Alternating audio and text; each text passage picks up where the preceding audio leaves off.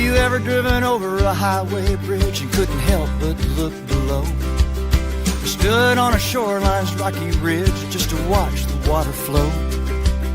And count yourself as one of the few with a different set of dreams, the kind that keeps you up at night, 'cause you can't wait to get to that stream. It's more than a river. It's more than the water flowing or where it's going. It's the grip on the paddle and the shit in the saddle, the V and the boulders and the lean in the shoulders. When you reach for the eddy, it doesn't get better than this. Yes, it's more, so much more than a river. Hey everybody, welcome here to our second live conversation with Cross Currents Leadership. I'm so excited to have everybody here tonight. We're doing this series just as a special winter push to announce the launch of my new entrepreneurial venture. But this particular episode, I'm so excited to have Jeff Atkins here. Now, you guys, we are live right now on Facebook, YouTube, and Substack for just 15 minutes every Sunday and Wednesday in January and February. We're going to be talking to experts across paddle sports and outdoor rec, and it's really designed so you can get the best nuggets of information that are going to help you level up what you're doing this year in paddle sports and outdoor rec. And to that end, Jeff Atkins is just an amazing guy to have on the team. So Jeff, thank you so much for being here with me. Thanks for having me. I really appreciate the invitation to be a part of this, and so glad to be here. Well, we are lucky to have you, my friend. For anybody who doesn't know, I think most people know Jeff, but just for anybody who doesn't, he is an avid paddler from way back. Got started in kayak fishing and man, really blossomed from there. But he is also a very accomplished sea kayaker, a multidisciplinary instructor trainer, and instructor trainer educator.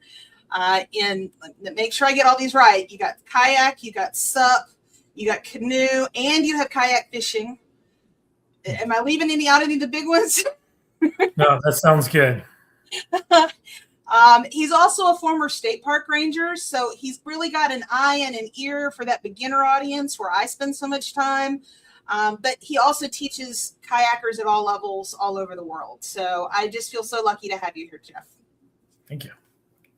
Lucky to be here. So you agreed. You and I have had this conversation in the ether for a long time, and I'm so excited to delve into it a little bit with you.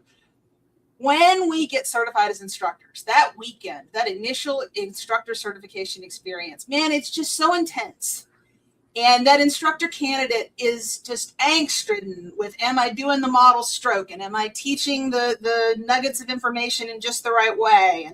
And it's just, I think, really hard sometimes, particularly at the entry level, for those new instructor candidates to get beyond the basics that weekend and get into different teaching methodologies and options. So what we end up with is, as an opportunity for continuing education for our instructors, learning how to use games for skills progression.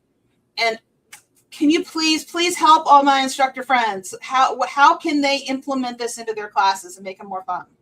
Absolutely. So this goes back to, for like even my beginnings as a park ranger. Why are we doing what we do? Why do we paddle for?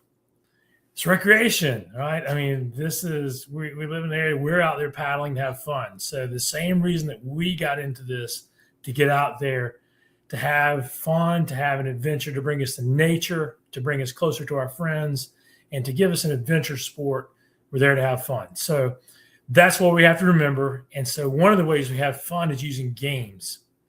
And this isn't a new concept. I mean, there's some documentation we're going to provide you here shortly. It comes from, we have history dates back dealing with the Inuits. So where kayaking originated from hunting and gathering out of kayaks and traveling. The Inuits were doing this thousands of years ago, using games to have fun. Mothers would bounce their kids on their lap singing a song, and then as they progressed and got faster in their cadence, they would bounce their legs more. And so the kid was up there balancing, and so they were learning how to feel like they were in a kayak, and they were enjoying having fun because it was a game. As they got older, there's documentation too where they found rock structures where the rocks are lined out like a kayak on the ground, and the youngsters would sit in those inside of those little rock formations just like a kayak, and they would use their hunting tools or throwing devices such as harpoons and spears and have to hit moving targets that the rest of the crew and the kids in the other groups are having fun moving these targets, dragging them with ropes. And they were doing this to have a target and making a game out of it. Even into Greenland today, we still have the national champions that goes on there, which they have games and fun mimicking these things. But all this was to build skills towards this advanced skill they were having. But the way they got everybody engaged was to have fun. Well, I love it because, I mean, it's more fun for the instructor. It's definitely more fun for the students. It's a great way to engage when you have those high energy students or all ages, right? Mm-hmm. And that experiential learning, it just sticks with you better. Right. And that's, it's like as instructors going into it, we have to be aware of our audience, who we're working with. I've got several of my friends that work with the college students, including myself, and young adults. And sometimes, we're working with ways to get them into the sport, excited about it, like us nerds are, who are really geeking out on all the nerdy fashions and kayaking.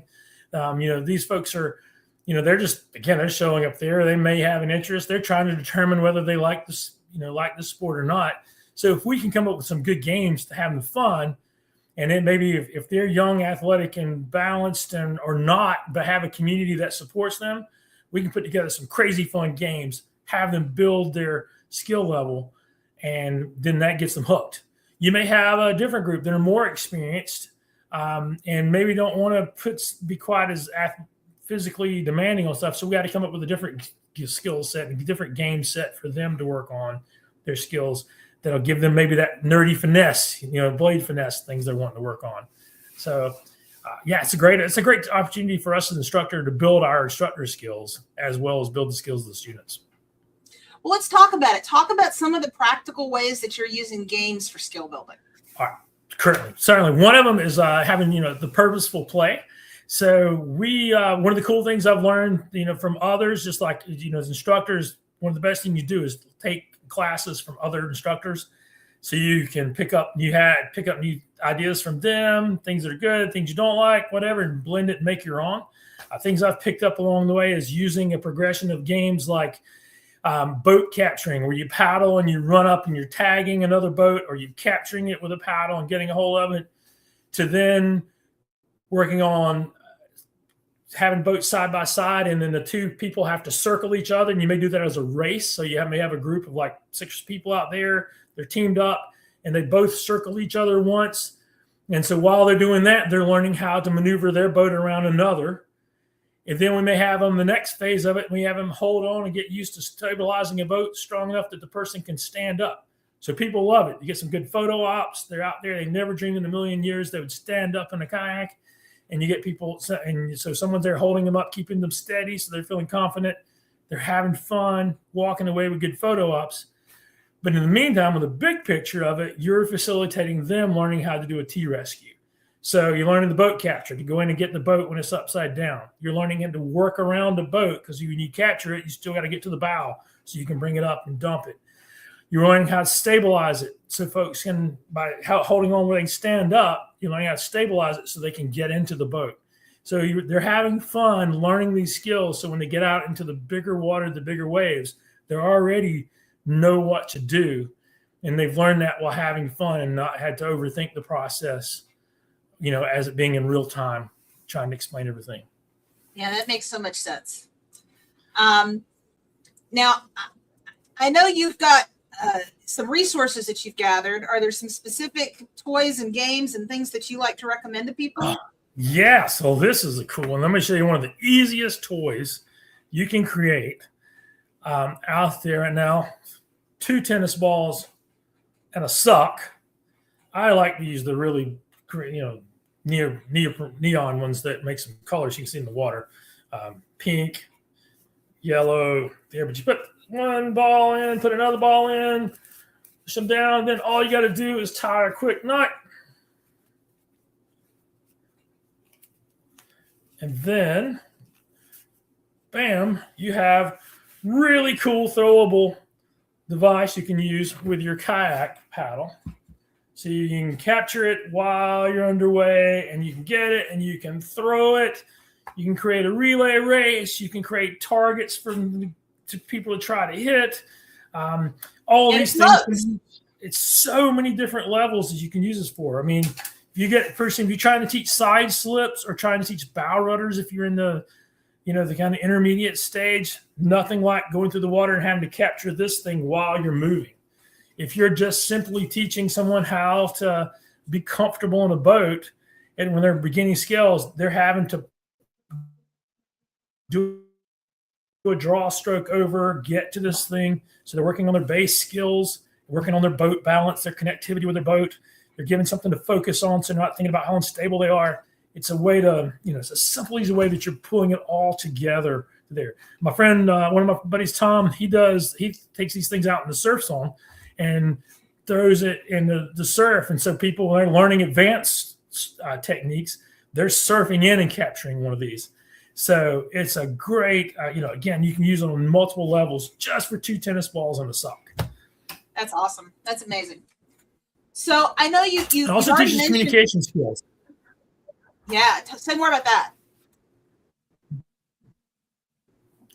So when you're if you develop a game, especially like where they're like doing a relay team and they have to work together to communicate, and you may give them some parameters, and you say, okay, you've got to work one person at a time. You can't come back to it until the cycles went through. So then they have to communicate, work on strategy. So then they're thinking through, and they quickly learn that, as my friend Scott Brown says, slow is smooth and smooth is fast. They're really learning how to go work it together a plan and work that plan and make it work faster for them there. So that's a good, it's great for communication, great for paddling skills as well. Well, I saw Scott Brown in the comments, so he's grinning ear to ear right now, probably. Awesome.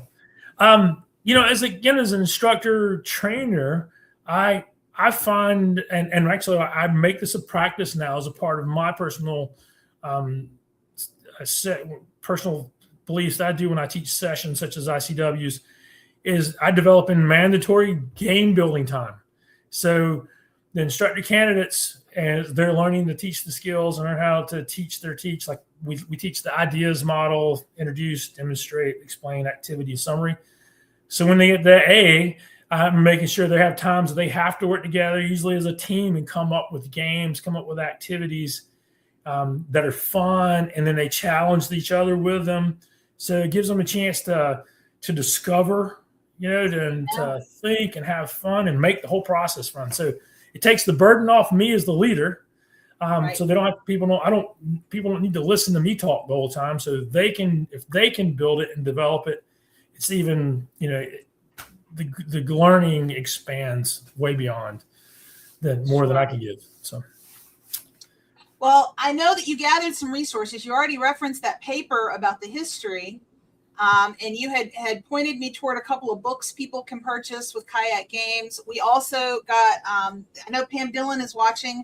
Pam and Virgil and the folks on the Paddlesports committee at NASBLA have a working document for kayak games that they're allowing us to use, and said to send them feedback. They'd love to get some feedback on how they're doing on this draft. But so we've got these documents and tools that are linked in the show notes if you're interested in doing more research and learning more about this.